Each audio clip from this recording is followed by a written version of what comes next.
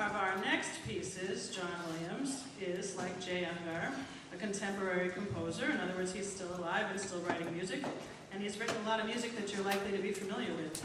The middle school students, Miss McCann shared this with me yesterday, it was their idea to perform this piece for you, and they shared it with Maestro Hobart, who loved the idea, and now it's in the program. John Williams is actually one of America's most widely known composers. He was born in New York in 1932 and attended Juilliard. He's an excellent pianist, both in jazz and in classical music.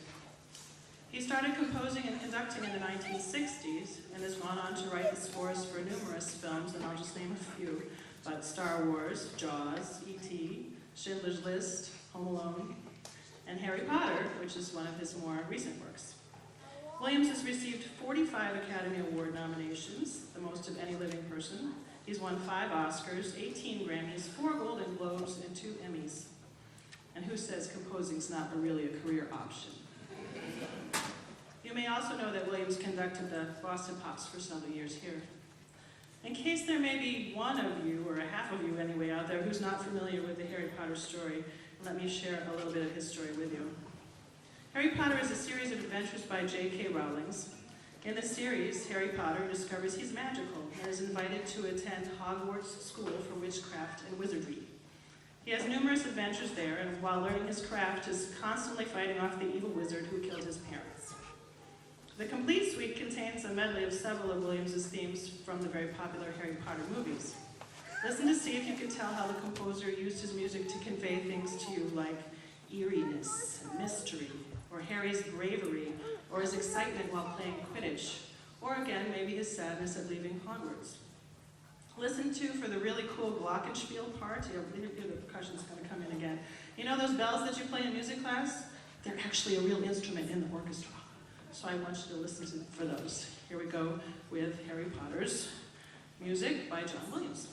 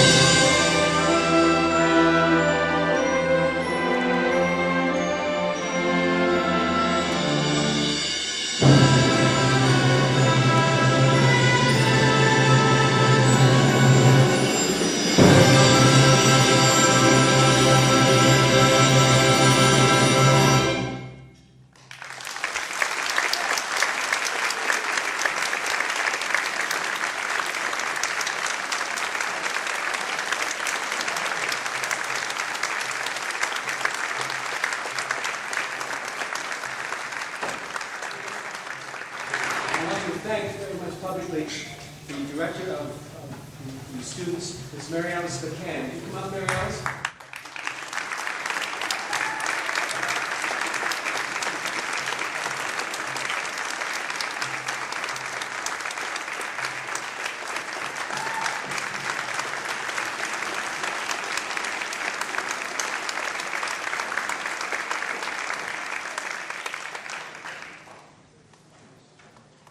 Thank you again so much to the middle school orchestra and to their director, and of course to the WSO for giving us a part in this.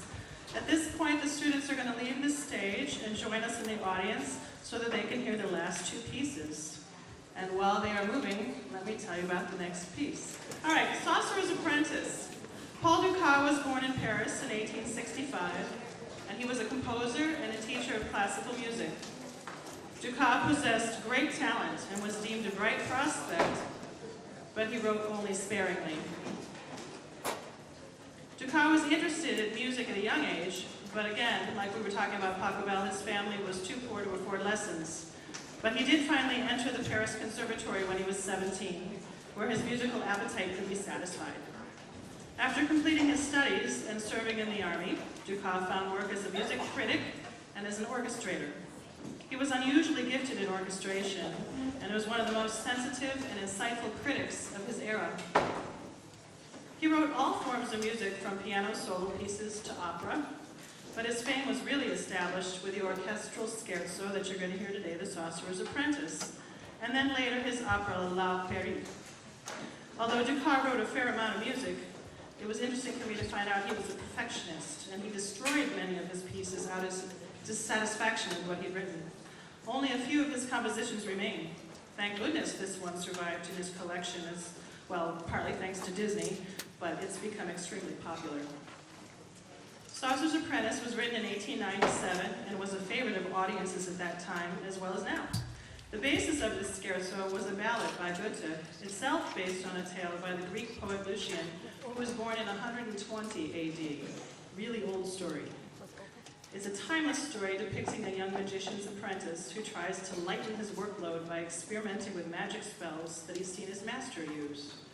When the boy, or in the case of Disney, the mouse, or in the case of our story today, the girl, when the apprentice is alone, commands a broom to go out to the well to fetch water for the house. The broom obliges all too well, and the apprentice finds that he doesn't know how to command the broom to stop once the water basin begins to overflow. You remembering this from your cartoons? You got Mickey in your head now? In desperation, the boy uses an axe to stop the broom's progress, but instead he creates more brooms, and all they want to do is fulfill his original task. So near to drowning, the apprentice calls for help. The sorcerer arrives and takes command of the scene with a few magic words, and all the parts of the broom fly back into the corner, the waters recede, and peace returns to the scene. As I said, it was already quite well known and popular in the late 1800s, but it was made particularly famous by its inclusion in the 1940 Walt Disney animated film Fantasia, in which Mickey Mouse plays the role of the apprentice. The popularity of the musical piece in Fantasia caused it to be used again in Fantasia 2000. As well as enjoying Dukas' rich orchestration, pay special attention again. I don't know percussion, what it is that I hear about you guys, but you're going to hear a lot of percussion and woodwinds in this piece. There's a lot going on in this piece. As I said, he was a good orchestrator, good at orchestration, so it's a thick, lush piece. It's my absolute pleasure today to introduce our narrator for Sorcerer's Apprentice. Alyssa Dillon is a junior at Wellesley High School and very involved in the Performing Arts Department. As a middle school student, Alyssa was cast in the role of the young Cosette in the high school musical Les Miserables. And once entering the high school, she's blossomed in her skills as an actress, a dancer, and a singer. Alyssa has performed with multiple choral ensembles in the high school choral department and has become a featured soloist in our jazz choir, the Rice Street Singers. Her choral excellence has been recognized through her district and her all-state participation, and this year she received the second highest alto score for the entire state. Alyssa also actively performs with two of our student-run a cappella ensembles, A Cappella Anonymous and the Madrigal Singers. She's danced with Footnotes and been a featured dancer in high school musical productions.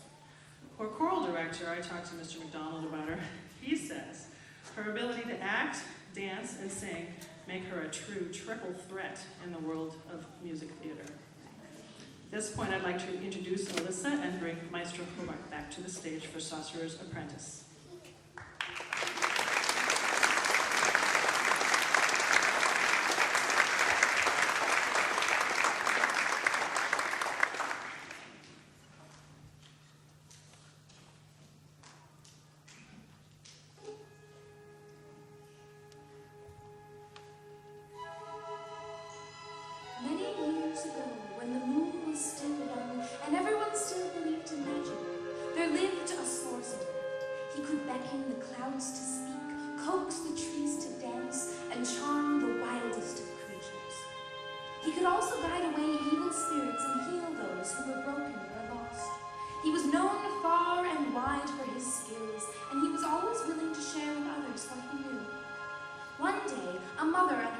Traveled a great distance to ask the sorcerer for the kind of help that only he could give. As he was also a kind man, the sorcerer offered his guests some dinner and a room for the night. When the meal was finished, he entertained them by making the plate spin in circles and the table walk like a four-legged beast. He then waved his hands and called to the chairs. With strings, harp, and lute, piano and flute, perform in this place with beauty and grace.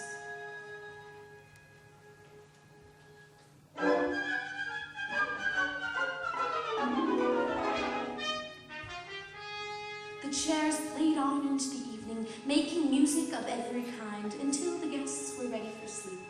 But before the sorcerer went off to weave his own dreams, he asked the young girl what she wished for.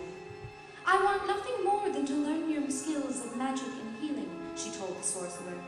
As the sorcerer was in need of an apprentice, he happily obliged.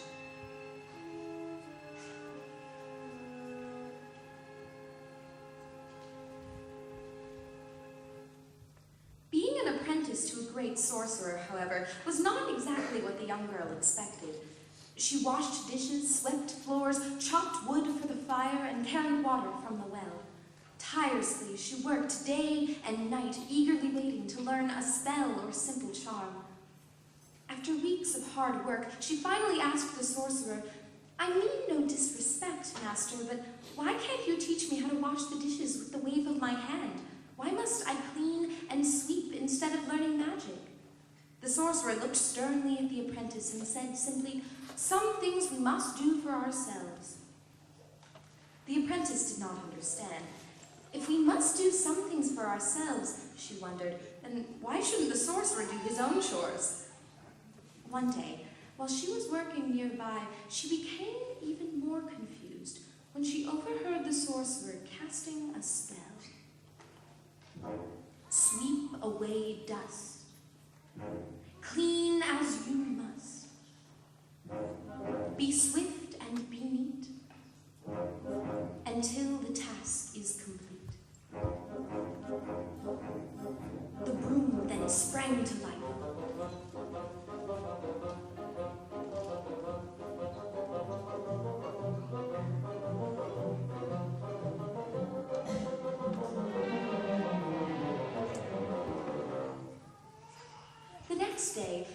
the sorcerer left for town, he gave the apprentice the longest list of chores thus far.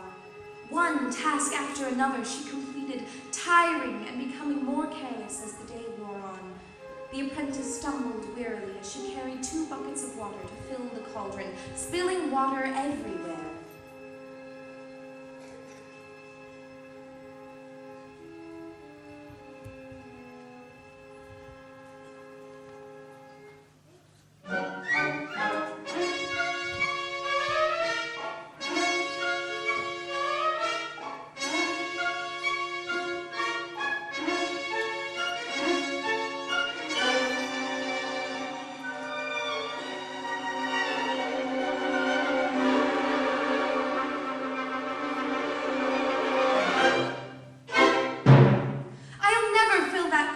She cried out on the verge of tears. But then, spotting a broom by the door, she had an idea. Hadn't the sorcerer said that she must learn to do some things for herself? She began to chant. Wander hither across the floor. Go up the stairs and out the door. Fetch some water from the well. Fill the cauldron, heed my spell.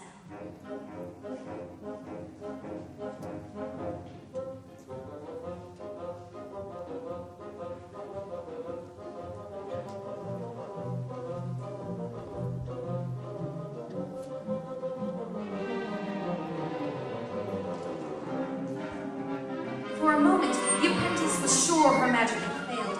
She had just started to pick up the water buckets when she heard a rustling sound. Suddenly, looming above her was a broom staring at her.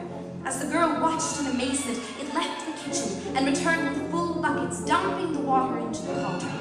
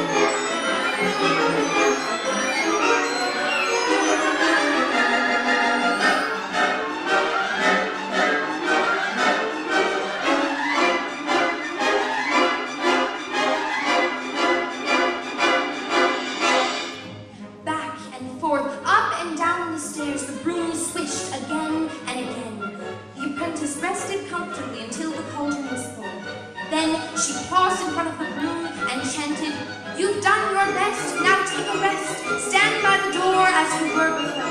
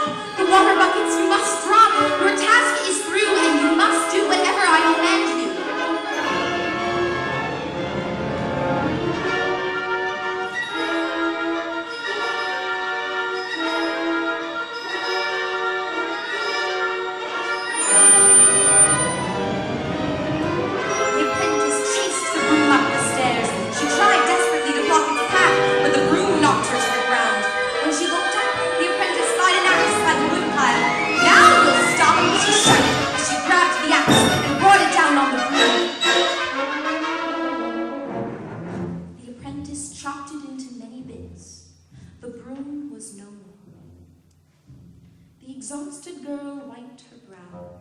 There was much more work to be done now, she said. With a heavy sigh, she bent down to pick up the buckets. Just then, the apprentice heard a familiar rustling sound. Turning swiftly around, she shrieked. Facing her was an entire army of brooms. Holding buckets full of water, they stared at her with cold, strange eyes. Then they pushed past the cowering girl and marched to the overflowing cauldron.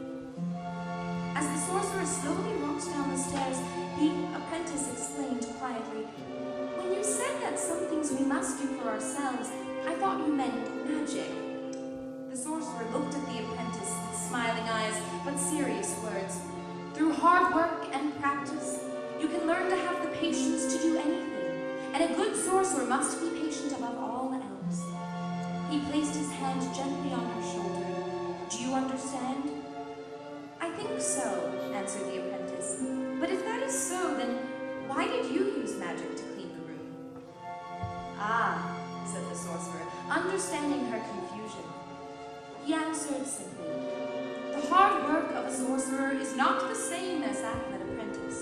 Someday you will understand this more clearly." The apprentice nodded solemnly and with great relief.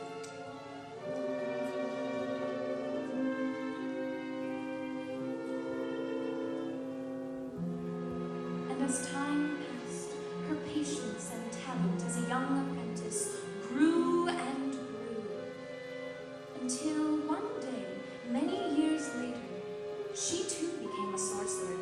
It was only then that she understood exactly what the sorcerer had meant.